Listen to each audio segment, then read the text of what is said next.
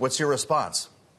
The inability of Congress to pass any kind of border security or immigration reform has been a point of great frustration. It's very self-defeating that we've been able to do it.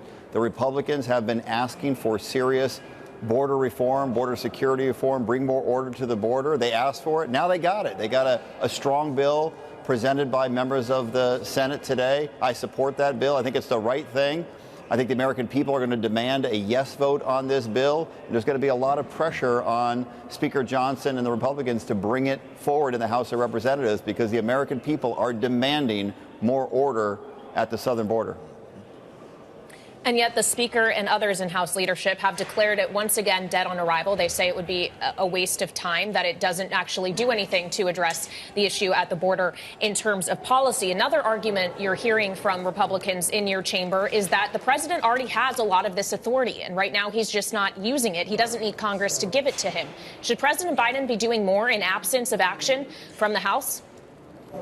Well, I think the president should be looking at all options, including action by the White House and by the administration, as much unilateral action as he can take. But there is no doubt that many of the actions presented in this bill are not actions that the president can take unilaterally. Look, this is exactly what Republicans were asking for. They didn't want to support aid to our ally Ukraine, for example, without policy changes at the border.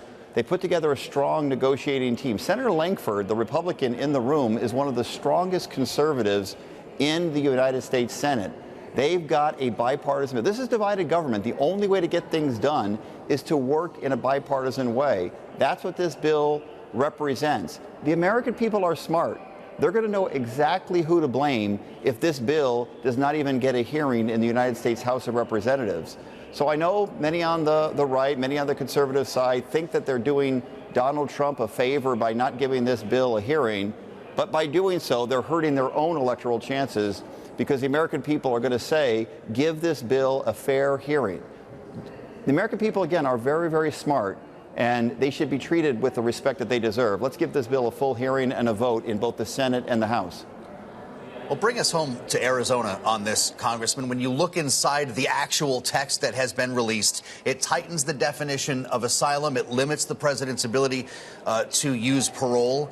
And it has new expedited removal authority. Would this improve conditions on the border in your state if it was passed? Yes, it would. I think people have been very frustrated to see disorder at the southern border. It's looked chaotic. Improvements need to be made. We say that in both a Republican and Democratic voices saying that improvements need to be made. We needed to come together in a divided Congress. We need to come together in a bipartisan way. That's exactly what this represents. People are frustrated that so many migrants are coming to the southern border, claiming asylum, that don't actually qualify for asylum, but then are allowed to stay in the United States for 1, 2, or 3 years. This bill would do a lot to fix that. It raises the standard of asylum, so it has to be a legitimate claim.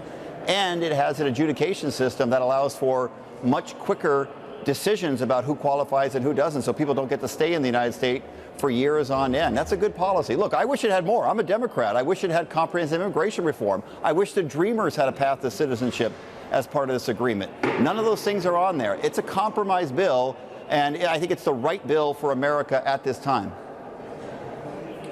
Well, part of that compromise is that Democrats are giving up a lot in terms of border security, not getting things that you mentioned, including with the Dreamers, in exchange for other things. This is not just a border security package. It also includes aid for Ukraine and for Israel. And I know that you sit on the House Foreign Affairs Committee as well.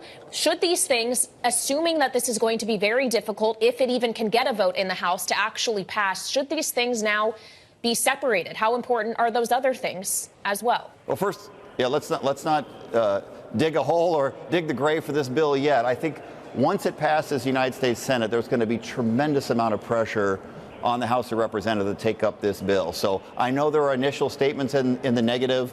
I totally understand that, but this isn't my first rodeo. It's not your first rodeo. You know that sometimes people make initial statements and then ultimately change their mind with pressure from the American people. But this is a good bill. We do need to provide aid to Israel, who is in this war against terror right now. We need to provide support for Ukraine so America can keep its commitments to its allies and fight back against Putin. This will support Taiwan. Taiwan's under great threat from mainland China. We cannot allow anything that would stop democracy from continuing to flourish in Taiwan. It would provide humanitarian aid to the people of Gaza, much needed humanitarian aid as well. And of course, it does have now this added element of border security, which the Republicans were asking for. It's a good bill. It deserves a thumbs up vote in the Senate, and it deserves a vote in the House of Representatives as quickly as possible. It appears that as soon as tomorrow, the Secretary of Homeland Security is going to face an impeachment vote in the House, Congressman. Alejandro Mayorkas was part of the negotiations that brought forth this bill. Are the votes there to make this happen? Is he going to be impeached by your chamber?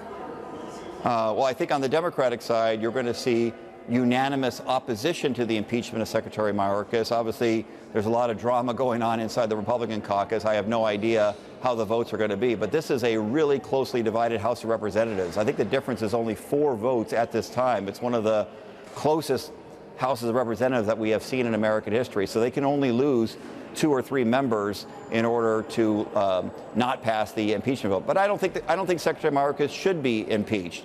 Look, you can like him or not like him. You can agree with him on policy or disagree with him on policy.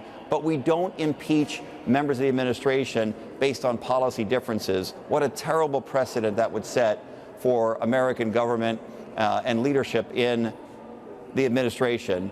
That's not how we do business in the United States Congress. And so I do think ultimately Secretary Mayorkas will not be impeached, and certainly if he is impeached, will not lose in the United States Senate. He will continue to do his job. We need to provide him the tools that he needs, the resources that he needs to better secure the American border, to bring order to the American border. And that's exactly what the Senate bill does.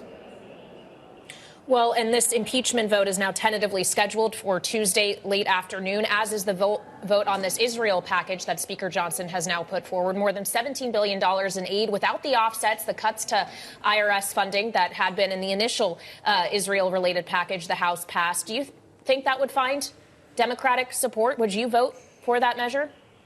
Well, look, I'm reviewing it right now, and I'm listening to so many people that are providing great input to me on this important issue. It is critical that we provide aid to Israel. They're fighting it against terror. It is not just the right thing for Israel to defeat Hamas and the terror that they have been facing. It's good for the entire region and ultimately good for American security. So the bill just came out. I am in the process of reviewing it, but I do think you're going to see votes, both Democrat and Republican, in favor of the proposal. And I do think you're going to see opposition on both sides of the aisle as well. I think it's going to be a close vote.